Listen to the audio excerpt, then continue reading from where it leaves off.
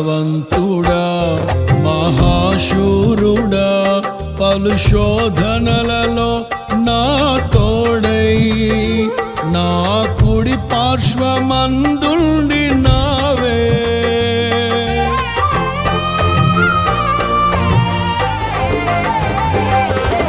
నీ మహిమకై నీవేర్పరచిన నీ పాత్రగా నన్ను మార్చి నీవే